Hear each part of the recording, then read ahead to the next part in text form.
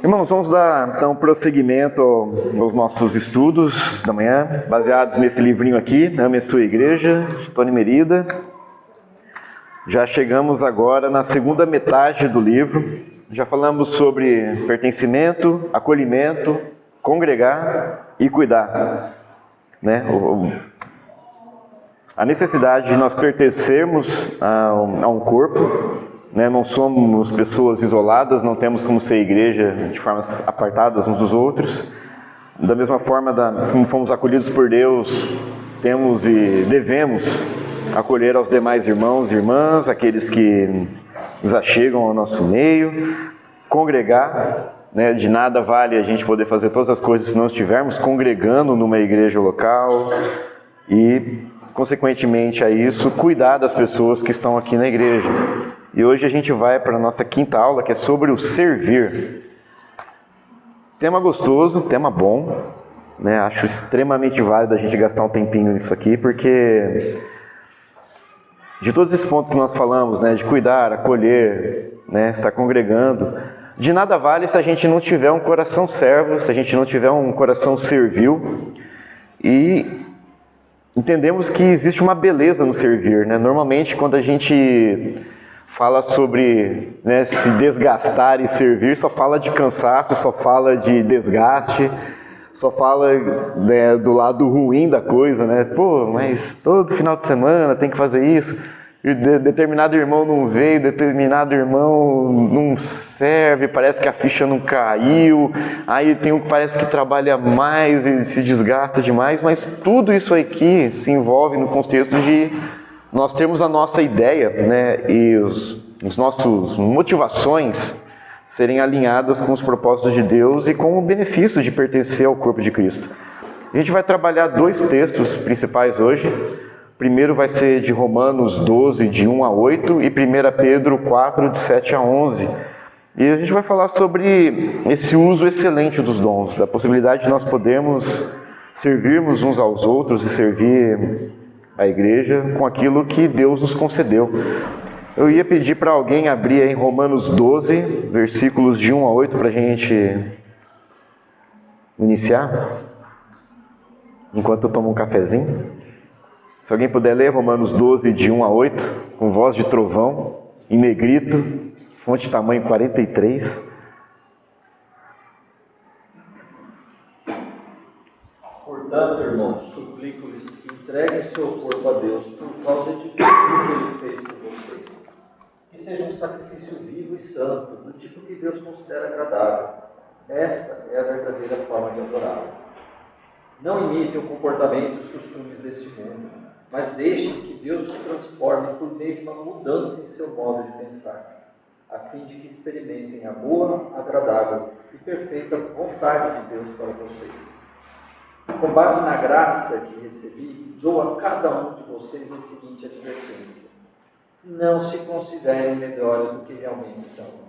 Antes, sejam honestos em sua autoavaliação, medindo-se de acordo com a fé que Deus nos deu. Da mesma forma que nosso corpo tem vários membros e cada membro tem uma função específica, assim é também com o corpo de Cristo. Somos membros diferentes do mesmo corpo e todos pertencemos uns aos outros. Deus, em sua graça, nos concedeu diferentes dons. Portanto, se você tiver a capacidade de profetizar, faça-o de acordo com a proporção de fé que recebeu. Se tiver o dom de servir, sirva com dedicação. Se for mestre, ensine bem. Se seu dom consistir em encorajar pessoas, encoraje-as. Se for o dom de contribuir, dê com generosidade. Se for o de exercer liderança, lidere de forma responsável. E se for o de demonstrar misericórdia, pratique com alegria. Amém.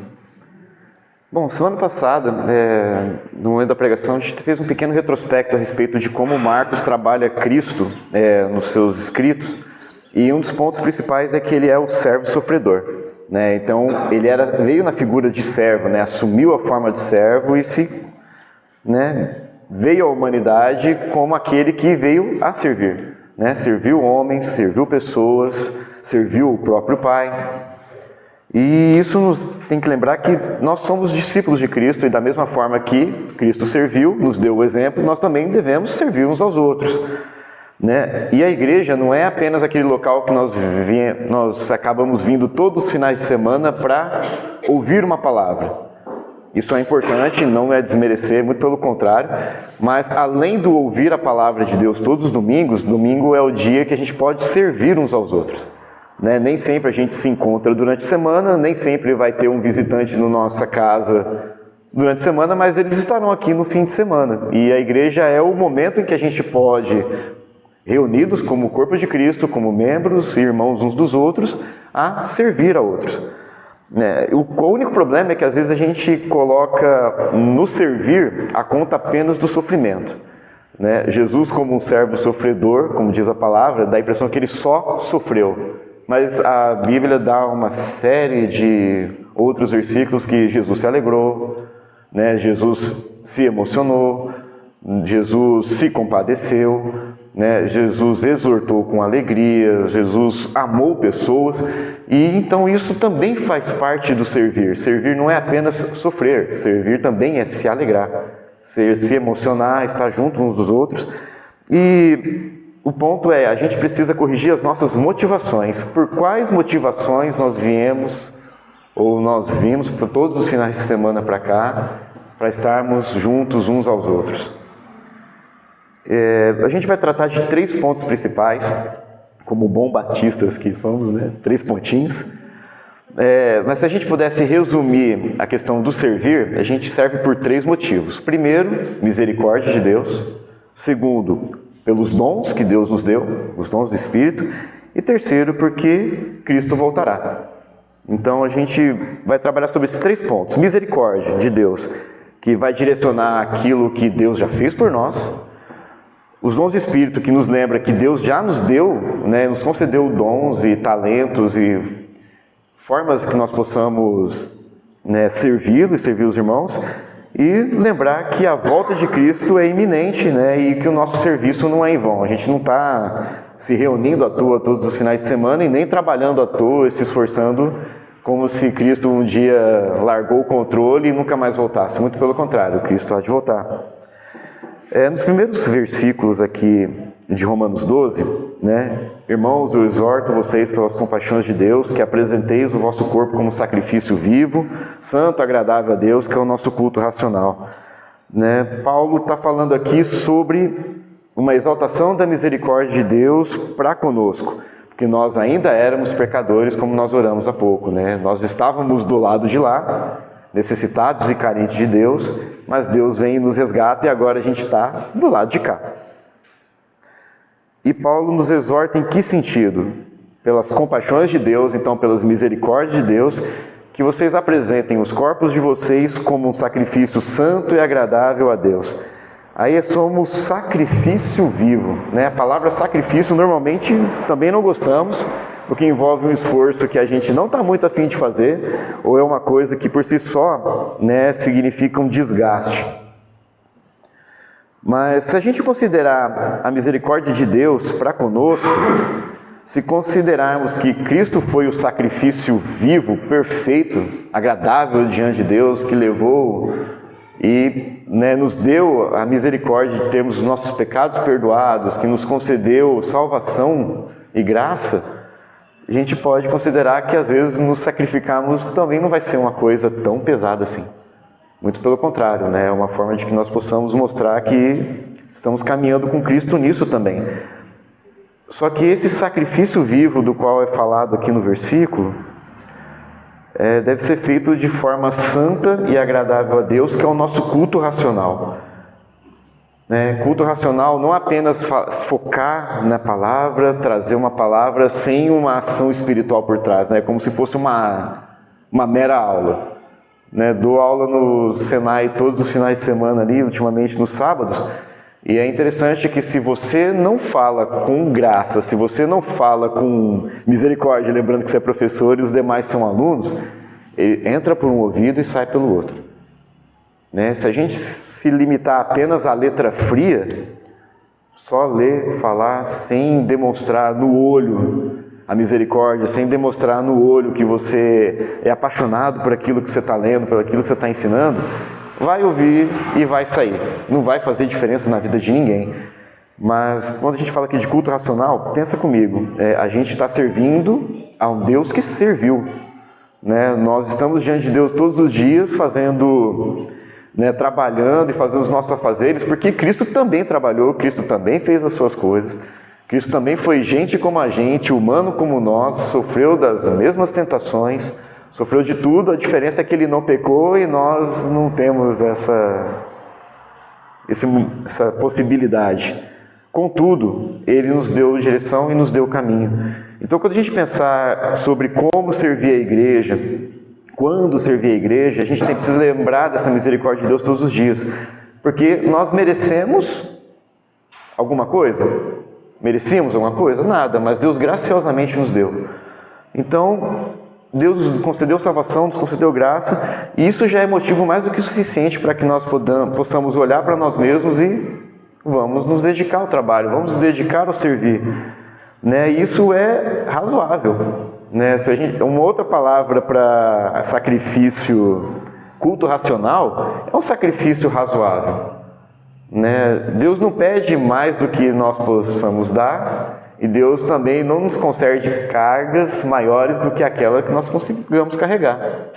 Né? Então nós estamos no melhor dos mundos. Né? Possamos, né, oferecer os nossos corpos como sacrifício. E muitas vezes a gente esquece a palavra sacrifício, falando em relação à salvação. Né? A gente não serve para ser salvo. Então, o sacrifício perfeito para a salvação já foi feito. Mas agora o sacrifício diário da gente ter a nossa devocional, da gente levantar e ir para os nossos trabalhos, de ir para os nossos estudos, os nossos afazeres, de educar os nossos filhos, de amarmos os nossos maridos e esposas, né, de nós gerenciarmos bem os nossos negócios, é para que Deus seja glorificado, e isso é sacrifício. Não tem como você falar que não é sacrifício. Né? E tudo isso envolve trabalho. A questão é que, como nós fazemos isso? Paulo fala aqui, não se conformando com as coisas do mundo, mas transformando pela renovação da nossa mente. Então a gente não se deve moldar pelo padrão do mundo. O padrão do mundo, novamente, é aquilo que o mundo ensina de errado. Né? Eu dou aula e eu não vou ensinar que a internet é uma coisa ruim, porque não é. Ela é uma ferramenta. Da mesma forma que você usa uma faca para cortar um pão, você pode assassinar uma pessoa. Né? A mesma faca que está lá cortando carne no açougue é a mesma que pode tirar a vida de alguém. A ferramenta é a mesma, as ações são completamente diferentes. Né? Muitos usam a Bíblia para quê? Ofender pessoas, colocar peso, colocar culpa. Hoje nós temos escrituras para quê? Ações de misericórdia, ações de graças uns para com os outros. E nisso a gente se difere do mundo e daqueles que têm uma mentalidade mundana também. Então, precisamos que a nossa renovação de mente seja renovada primeiramente pelo Espírito Santo. Não é esforço nosso, não é mérito nosso, não é ação própria, mas é uma ação espiritual da parte de Deus em nós, e essa mesma ação deve ser refletida através de nós também. Tem um cantor chamado David Crowder, é um cantor de country, rock country. Ele usava isso muito de exemplo, né?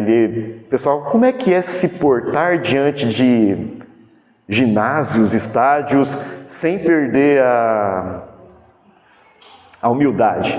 Sem você se deixar levar pelo orgulho, por você se achar de sobremaneira melhor que os outros. Ele assim, a gente precisa lembrar que nós somos igual à lua.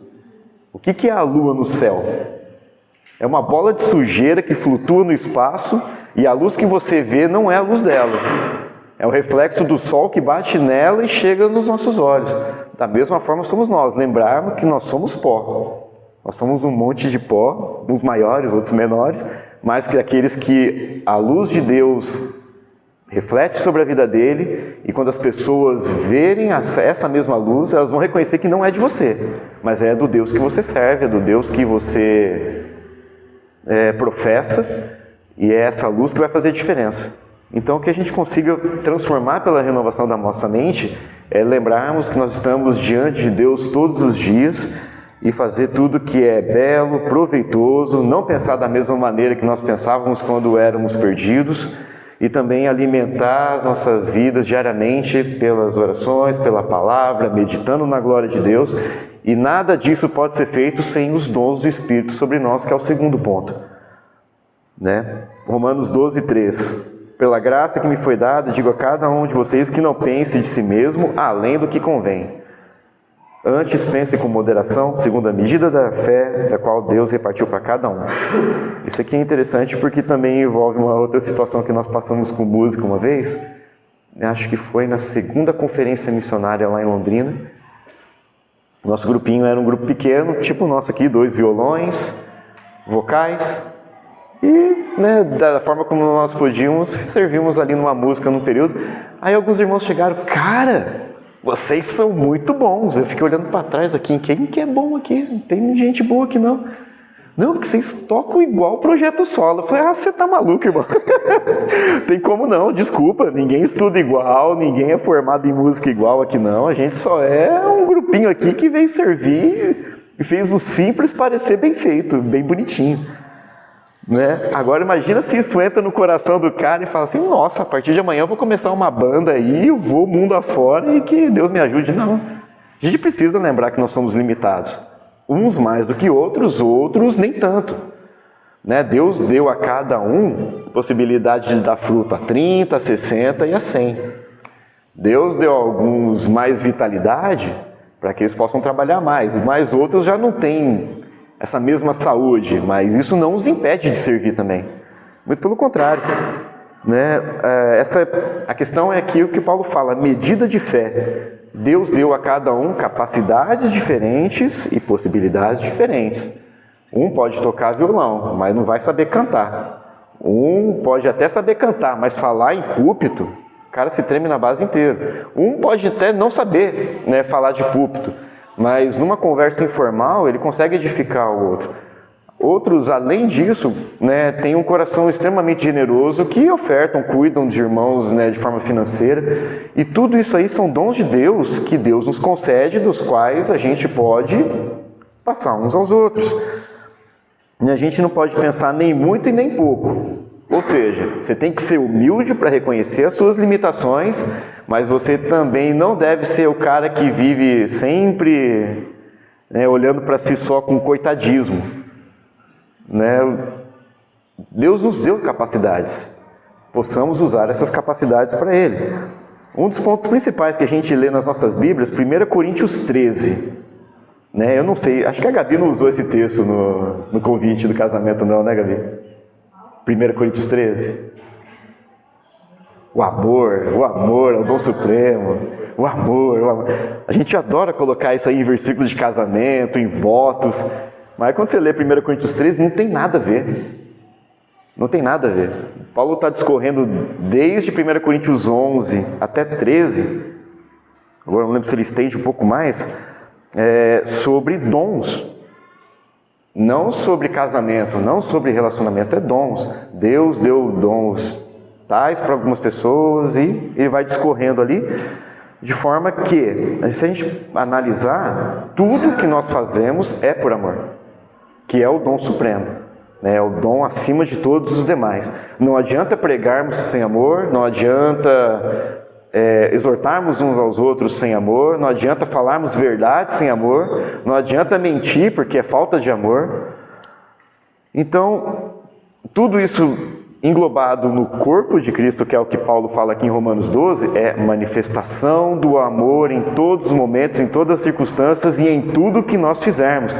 Acordou 6 horas da manhã para sair de Londrina para Jataizinho, é por amor. Acordou cedo para vir aqui limpar a igreja, amor. Saiu daqui, que está sabendo que o irmão tem alguma coisa, chega nele em amor. Poxa, irmão, fiquei sabendo que estava assim, amor, sempre amor, né? Que é o dom que Deus concede. Naturalmente não vem de nós, mas é Deus agindo através de nós. E quando Paulo fala aqui nesses versículos de 6 a 8, se a gente puder voltar, não é uma lista grande, mas 7 exemplos que ele vai tratar aqui. Temos, porém, diferentes dons, segundo a graça que Deus nos deu. Primeiro dom, profecia. talvez não seja necessariamente aquilo que nós vemos hoje, da forma como ele falava aqui, né, no tempo dos apóstolos, mas aí cada igreja tem uma visão também diferente, mas o fato de você pregar as Escrituras todos os finais de semana de forma que ela alcance corações, elas são uma palavra profética, pode ser que se encaixe nisso. Ministério, se caso for ministério, dediquemos ao ministério. Então, se Deus concedeu alguma coisa para que você atue, né, mídia, música, pregação, serviço, sala de crianças, tudo isso é aquilo que você pode fazer. Terceiro ponto, ensino. Se você ensina, se esmere naquilo que for ensinar. Então se dedicar às Escrituras, ler, gastar tempo, varar a madrugada se necessário, diminuir, não dar aquela saída que você gostaria de dar para gastar um tempo mais estudando. Aquele que exorta, faça com dedicação. Então, se você sabe que um irmão precisa de uma determinada exortação, chegue. E chegue com vontade. Com essa vontade mesmo, com a mãozinha aqui. Chegue com vontade, chegue com desejo, não deixe passar a oportunidade, exorte. Aquele que contribui, contribua da forma como Deus lhe concedeu, se muito, se pouco, se você só tem aquela moedinha da viúva, ou se você tem maiores possibilidades, que Deus fale no seu coração e que você possa falar de forma generosa, não apenas financeiramente, mas também fazendo uma visita, poxa, mas está precisando de uma ajuda para lavar uma roupa, vamos lá auxiliar, daqui a pouco vai ter um bebezão aqui, aí a gente precisa se desdobrar para estar junto. E fazer isso o quê? Com liberalidade, não de forma forçada, não porque alguém está induzindo você a fazer, mas que seja natural do seu coração. Aquele que preside com diligência, então aqueles que estão diante do governo da igreja, presbíteros, diáconos, que eles possam fazer da melhor forma possível, e aquele que exerce misericórdia, faça com alegria. E isso aqui é importante. Se é para exercer misericórdia com alguém, irmãos, não condene, não julgue, não coloque mais peso, né? A palavra é misericórdia, não é jogar uma carga dobrada em cima do irmão para que ele se sinta mais pecador do que ele já é, ou do que ele já se vê como. É agir com misericórdia, e essa misericórdia deve ser trazida com alegria. As boas novas do Evangelho não vieram para nós como tristeza, são boas novas. Teve sim o drama da redenção, teve sim a dor, teve sim o servo sofredor se desgastando, mas o fim era glorioso. A alegria da salvação veio, que é o que Davi orava. Restaure em mim a alegria da salvação. A salvação não é um peso, a salvação não é algo cruel para nós. Muito pelo contrário, é motivo de grande alegria e paz. Porque Deus reatou conosco a paz que estava separada, distante. E só que esses 7 pontos que eu falei, profecia, ministério, ensino, exortação, contribuição, presidir e exercer misericórdia, a gente pode dividir em alguns pontos. São pontos que a gente fala, dons verbais, você ensinar, você exortar, você agir no ministério, profetizar no sentido do ensino das Escrituras. Esses são dons que a gente fala, e nem todo mundo tem a capacidade de falar, por isso que ele coloca no outro ponto aqui, dons de serviço. Exercer misericórdia, contribuições, ajudar no presidir, isso envolve também serviço. E uma questão que surge é, como é que você sabe o dom que você tem? Jovens, não tão jovens, pessoas de idade, como você sabe os dons que você tem? Jovens senhores? Cuidado. Obrigado. Como que você consegue definir o dom que você tem, Gabi? Se você olhar com sinceridade para o seu coração, você fala assim, que dom que eu tenho? Você já parou para pensar nisso? Já. Uhum. Já parei para pensar. Hã? Já parei para pensar. E como é que você define que você tem um dom? Que Deus te deu um dom? Não sei como definir. Pela experiência, assim, como eu defini, foi pela experiência, como as coisas foram acontecendo, e eu entendi que Deus foi mostrando para mim que eu poderia atuar dessa maneira específica. Certo. Daí, eu acredito que é assim, mas explica aí. Bom, explica para nós aí, o que você acha? O dom eu defino assim, é algo que se torna mais fácil para algumas pessoas do que para outras. Aí a gente entende que tem mais facilidade. Então é algo que Deus concede mais graça, mais esclarecimento para nós estar ajudando outras pessoas e o crescimento da obra. É o que você explicou agora aí também, mas uns vai ter um dom de uma coisa, de outra. Certo. É essa linha mesmo. Quando você para pensar quais os dons que eu tenho, o que você tem facilidade de fazer? O que você tem facilidade de falar assim, deixa comigo que eu resolvo isso aqui de uma forma tranquila? É algo natural. Natural. Não é forçado, é algo natural. Exatamente. Cara, trabalho com informática, trabalho com desenvolvimento de sistemas. Para mim foi um processo natural e eu gosto disso, né? O nerdão do fundo da sala resolveu trabalhar com isso e, poxa, agora a gente pode fazer o quê? Né? Suzana olhou assim, nossa, atualizaram o aplicativo das músicas, ficou bom, dá pra ler. E que era uma dificuldade que nós tínhamos, você olhava aquele negócio assim, aí você exerceu o dom com um pouquinho mais de cuidado, né? Deixa comigo que a gente faz. Aí foi lá, o irmão fez, tal, bonitinho, ficou legal. Mesma coisa na igreja, tem gente que não precisa falar, já é natural, ele já sai fazendo. Né? Precisa de uma ajuda aqui? Já vai. Aí já chega o irmão que você tem um dom musical, poxa, vamos ver se você consegue trabalhar aqui e tal. Se você vê que ele não se ensoberbece, que ele faz isso de uma forma feliz, alegre, e esse é o ponto importante, Deus te dá um dom para você fazer de uma forma alegre, não é forçado. Passou desse limite do fazer com tranquilidade e amor, já é um negócio imposto. Aí você já tem que dar uma olhada para trás e falar, poxa, será que é isso mesmo? É uma pergunta que tem que fazer. Sou bom no que eu faço? O que eu faço me satisfaz? Qual que é os problemas mais comuns que eu consigo resolver com isso aqui? Quais as oportunidades que vêm para mim que eu consigo pegar isso aqui e falar, deixa comigo? Né? São as coisas que a gente faz naturalmente. E isso é o que? Autoexame. Isso é o que Paulo está falando assim, se você olhar para você mesmo, não se ache mais do que você é, mas também não se ache menos do que você é. Não use isso como uma forma soberba de trabalhar, mas ao mesmo tempo não se limite ao coitadismo. Faça com amor. E se você consegue fazer, faça. Se você não consegue fazer, irmão, me ajuda aqui, que isso aqui eu não consigo fazer. Ao mesmo tempo, é a experiência. O Lucas é um pastor jovem, mas tem a experiência. Já está caminhando, já estudou para isso, está estudando para isso, já se envolveu ministerialmente nas coisas. E, né, como é dito na Escritura, né, que ninguém despreze, né, a sua mocidade. Não apenas a sua mocidade, mas não te julgue pela sua idade também, né?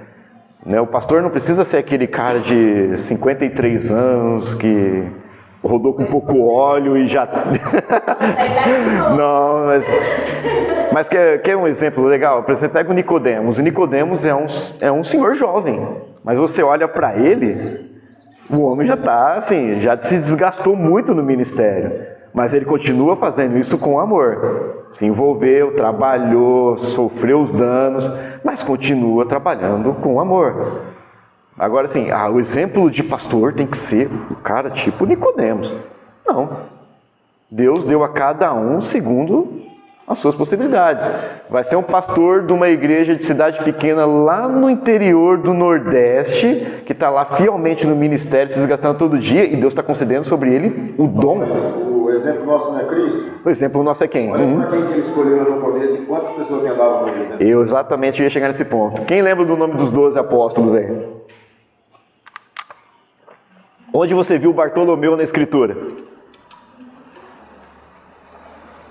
Uma, duas vezes talvez? Não aparece mais? Mas quem disse que o ministério de Bartolomeu não foi importante? Quem tem a audácia de falar que o homem a quem Deus chamou, fez dele apóstolo, não foi importante no trabalho? Você pode não aparecer, mas a igreja está fundamentada sobre o ensino dele.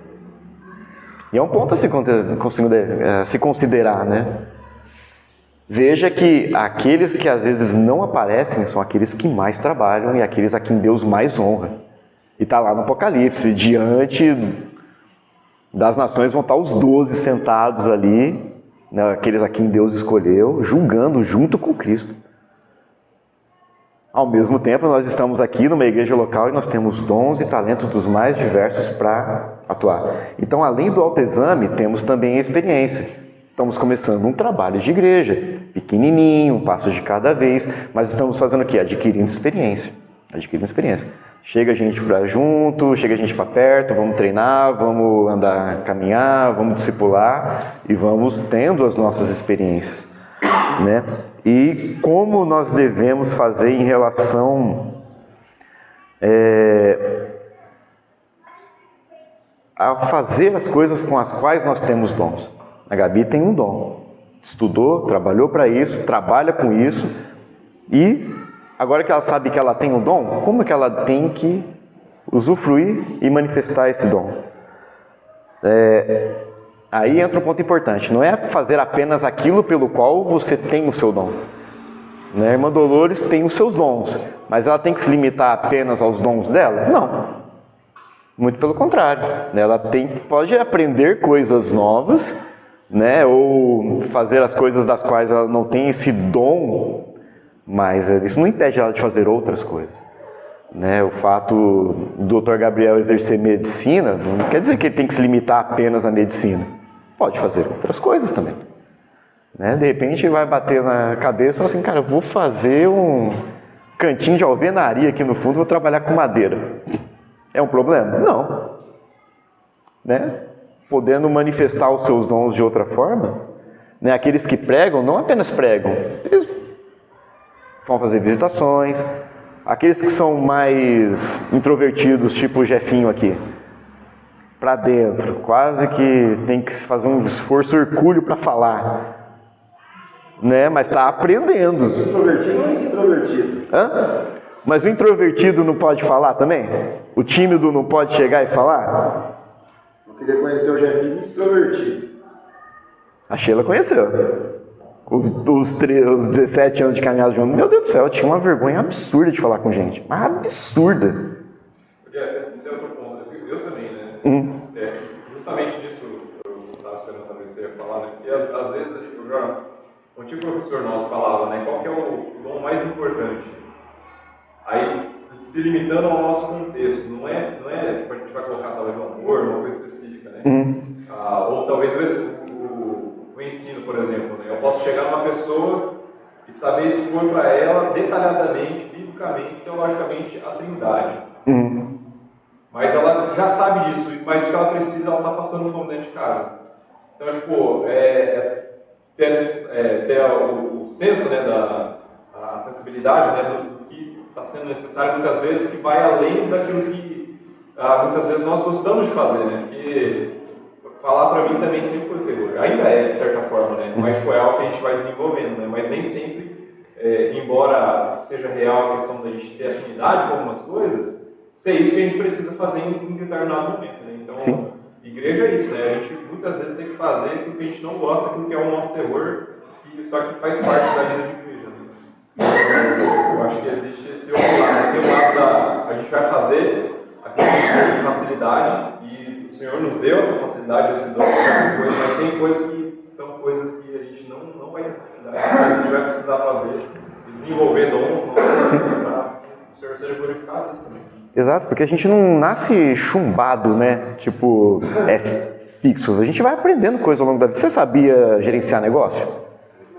Hã? Foi aprendendo, não foi? Estou aprendendo. Ah, continua aprendendo. Tá aqui, todo mundo ensinando escritura. Continua aprendendo? Continua aprendendo. E um ponto, né? Tipo, o Elder fala, né? O professor, ele fala assim: se tem alguém que faz melhor que você, guia essa pessoa para fazer. Então, tipo, se a gente vê essa comparação, assim, tem gente que aprendeu, se dedicou mais para isso, que ensina os outros, inclusive, né? Sim. Algo, né? Tipo, não precisa certa pessoa específica fazer tudo, mas se tem alguém que faz melhor, que a gente permite que essa pessoa faça. É isso mesmo. Então, não se limitar apenas às coisas particulares, exatamente. Não aquilo que você apenas é bom fazer, porque você, né, Deus dá uma multiforme sabedoria para todos nós, né? Uma multiforme graça. Eu falo as coisas aqui, mas está falando atrás de mim, porque é para aprender com os mais velhos e os mais experientes. Mas não é engraçado que Paulo, quando vai falar disso, também não fala o contrário, né? Que os mais velhos ensinem os jovens, mas ao mesmo tempo aprendam dos jovens, porque essa é a vida de igreja. Né? A gente tem uma brincadeira antiga que falava que macaco velho não aprende truque novo, né? Ele leu isso aí no livro, eu falei que é bíblico isso aí.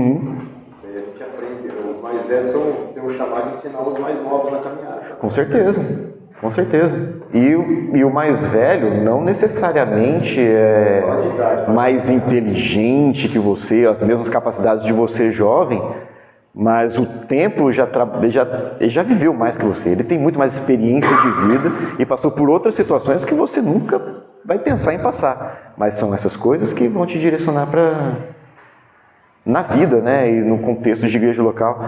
Spurgeon, o maior pregador batista de todos os tempos, ele foi convertido, né? Porque ele ia para uma determinada igreja e estava nevando absurdamente. E ele não conseguiu chegar na igreja que ele queria. Ele parou no meio do caminho de uma outra igreja metodista, que um senhorzinho de muita idade, segundo o relato dele, com dificuldade de fala, estava pregando. Ele se entregou naquele dia. Então, um senhor com limitações, pela idade, pela situação de não era um cara letrado, mas ele falou da Escritura e Spurgeon foi alcançado pela graça de Deus. Um dos homens mais inteligentes, um dos caras que mais se esforçou.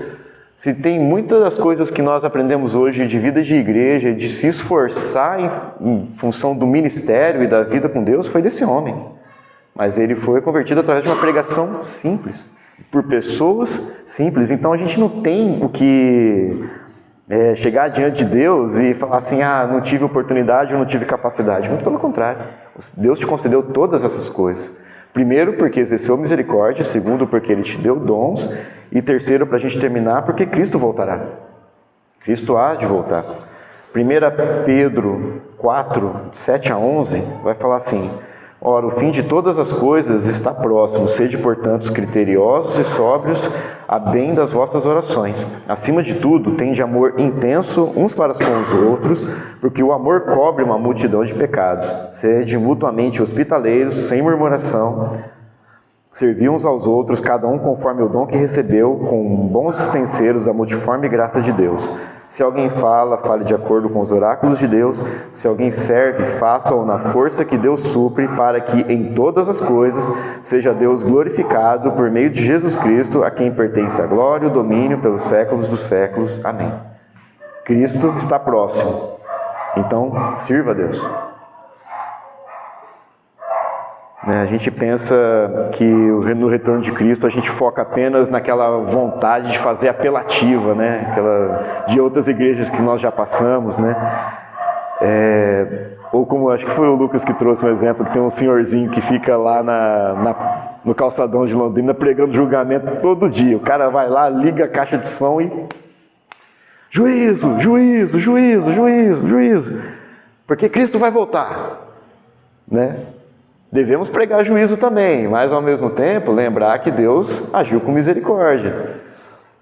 Mas Cristo voltará. O que a gente está fazendo hoje aqui, sentados estudando, sentados cantando, pregando, glorificando a Deus, reunidos como corpo de Cristo, não é algo vão. Muito pelo contrário, a gente está só semeando, lançando sementes para que ela frutifique nos nossos corações e em outros, porque Cristo há de voltar e vai fazer a colheita. Um momento, Cristo voltará e vai separar o joio do trigo. Agora eu te pergunto, por que ficarmos parados sem exercer os nossos dons? Por que ficarmos parados sem praticarmos aquilo que Deus já praticou conosco, achando que quando Cristo voltar, Ele vai olhar para a gente e falar: poxa, mas você esperou tanto tempo para isso? Né? O nosso momento é agora, o nosso momento é hoje, o nosso momento é nesse momento que estamos vivos, presentes aqui, que nós possamos viver para a glória de Deus e isso se manifesta em serviço. E todo desgaste para o serviço não é inválido, muito pelo contrário. Nosso trabalho a palavra trabalho envolve esforço, envolve sim sacrifício, mas é para o bem daquilo que Deus nos concedeu nessa terra. Sustentar as nossas casas, auxiliar os nossos irmãos nas necessidades e fazer com que Cristo seja manifesto em todas as áreas da nossa vida. Amém?